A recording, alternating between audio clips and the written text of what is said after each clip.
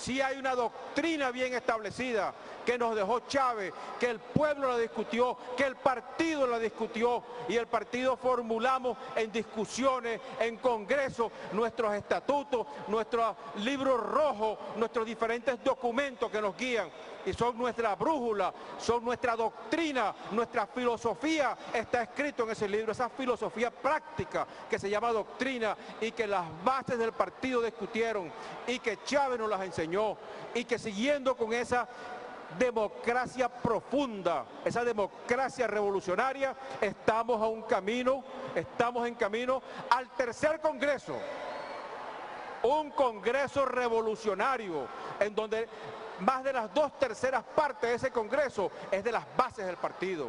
Las bases del partido dan su opinión, dan su voz para definir el rumbo de la revolución. ¿Qué se va a discutir en ese congreso? Organización del partido. ¿Qué se va a discutir en ese congreso? Nuestra ideología. Vamos a revisar y a proponer de nuestra ideología, la fuente de nuestra ideología. ¿Y qué se va a revisar en el partido? El aspecto internacional de nuestras relaciones internacionales, tan importante en una revolución como esta.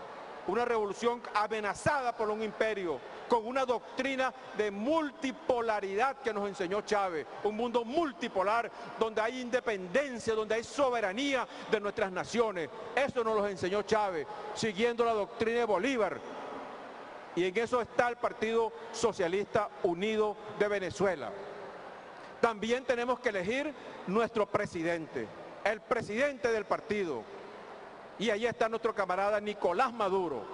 Nicolás Maduro para que ejerza completa la dirección de la nave del Estado con el Partido de la Revolución y Nicolás Maduro, presidente de nuestro Partido Socialista Unido de Venezuela.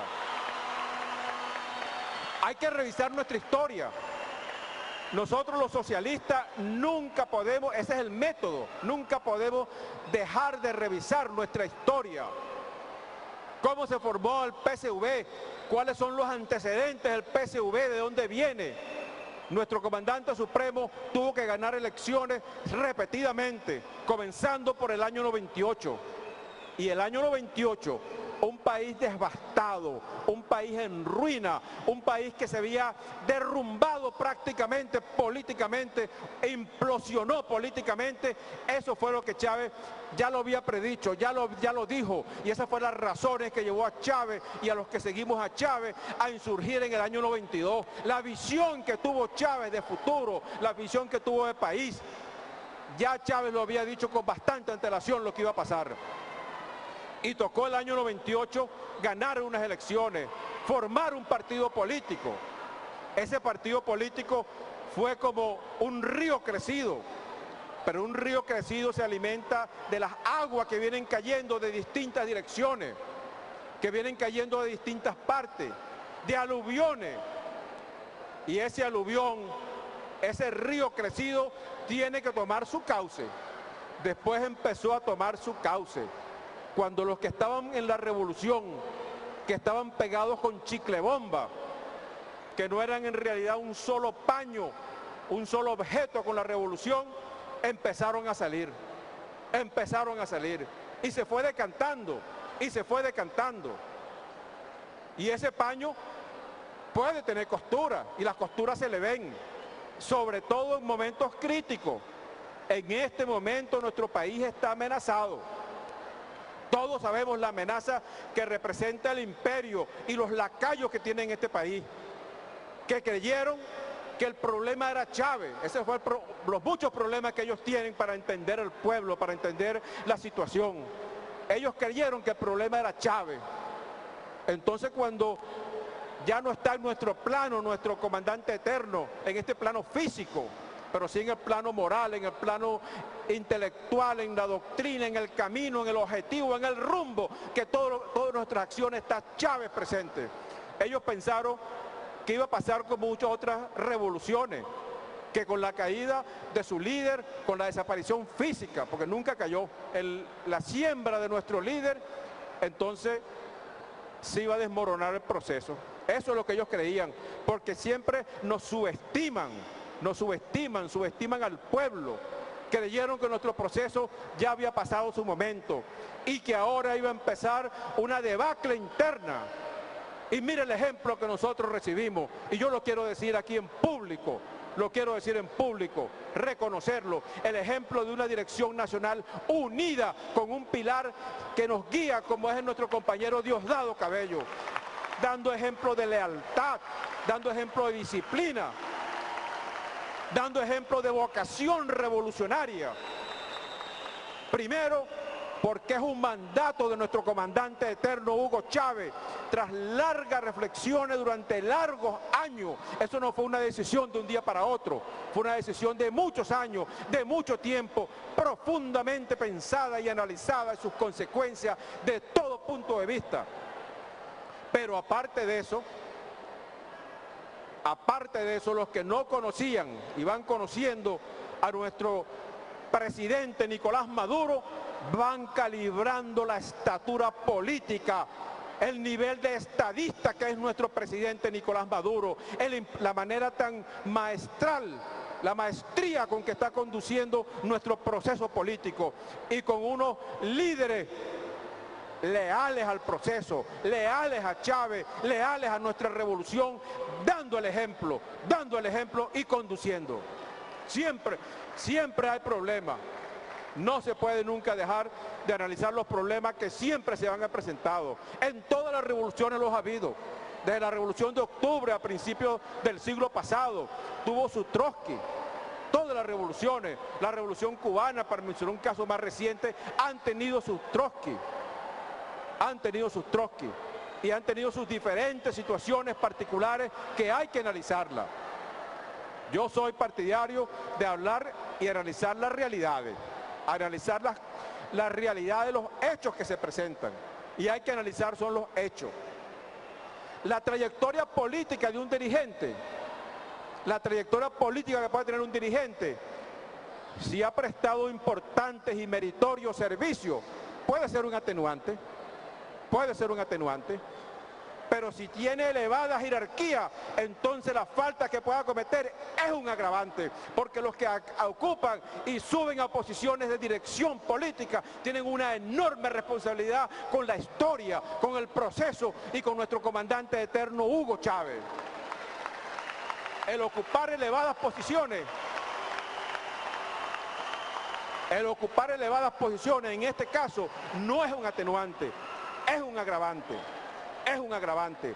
Y en este momento, mayor aún cuando haya sido un error de cálculo, cuando haya sido un error político, aún cuando ha sido otras razones que ignoro, porque ahora es cuando voy a empezar a conocerla, ahora es cuando me toca por tarea que me corresponde empezar a revisarla al detalle, pero hay que analizarla desde el punto de vista político, y en este momento, con esa amenaza tan fuerte del imperio, con la desaparición física de nuestro comandante supremo hace apenas un año, ellos ven la oportunidad, pensaron que en las primeras elecciones, y allí estuvo el Partido Socialista Unido de Venezuela, una victoria heroica en abril del año pasado, una victoria heroica, y esa brecha se empezó a aumentar hasta diciembre, y en diciembre ya el enemigo, la oposición, el imperialismo vio que íbamos indetenible, y es cuando ellos deciden a lanzar ese ataque que empezó en febrero de este año, un ataque suicida a romper nuestros esquemas. Y en estos momentos, compañeros, en esa fuerte actividad del enemigo es cuando nosotros necesitamos más la unidad. El enemigo va a trabajar sobre la unidad. Nuestro partido, el pueblo se mantiene unido, y el trabajo de ellos es trabajar sobre esa unión del pueblo. Entonces, en este momento, más que nunca, se necesita disciplina, se necesita lealtad, se necesita unidad para lograr esos objetivos de la revolución. A pesar que les comentaba lo delicado y difícil de la situación, les puedo decir que nosotros, todos ustedes y todos nosotros, hemos pasado peores situaciones, en peores circunstancias, y las hemos superado. Si comparamos una crisis como fue abril del 2002 con este momento actual, del punto de vista económico. Veamos los indicadores económicos. Un país que venía, como decía el presidente Eterno, saliendo del fondo, sacó el periscopio, dijo él una vez, y emergió. Y cuando emergimos, que ya el enemigo se había dado cuenta del rumbo que llevaba la revolución, el enemigo externo y el enemigo de oposición aquí en el país, lanzaron ese ataque. Nuestra economía no estaba solidificada, ni estaba en manos nuestras tampoco. La mayoría de la economía no estaba en manos nuestras. Del punto de vista militar, ni hablar, porque los pilares son pueblo, Fuerza Armada. Y del punto de vista de pueblo, no hay que comparar, no hay comparación entre ese pueblo organizado, entre esa vanguardia revolucionaria que está insertada dentro del pueblo. Tenemos un poderío, tenemos una fuerza que no habíamos tenido en circunstancias anteriores. El compañero Patete, que me antecedió en la palabra, mencionaba en lo internacional. En lo internacional, en aquel momento nos quedamos aislados, estábamos aislados internacionalmente, ahora no. Ahora el mundo está pendiente de nosotros y estamos fortalecidos y tenemos el apoyo internacional, tenemos mucha fuerza. Nuestra economía, a pesar de lo que dicen esas personas acerca de la economía, nuestra economía, veamos los indicadores, sí hay problemas. ¿Cómo vamos a dejar de reconocerlo? Sí hay problemas. Algunos de esos problemas originados por la acción del enemigo, con el desabastecimiento, con la especulación con los precios, con el esconder, con el contrabando de extracción, que eso forma parte de una política internacional también. Tenemos esos problemas, hay que reconocerlo.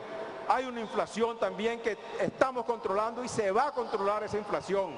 Pero veamos nuestras reservas internacionales, veamos otros indicadores, viéndolo desde el punto de vista capitalista, para analizar cómo piensan esos capitalistas. Tenemos nuestras reservas internacionales, tenemos el pago de nuestra deuda externa que se ha ido llevando el día, tenemos nuestra empresa petrolera produciendo, tenemos nuestro país, a los productores trabajando y alineados con la producción nacional. Un gran esfuerzo productivo que estamos haciendo en el país para sustituir esa mentalidad rentista. Entonces, camaradas, estamos fortalecidos, a pesar de los aves agoreras que quieran que pensemos diferente, pues estamos fortalecidos, Aquí estamos sus líderes fundamentales somos todos.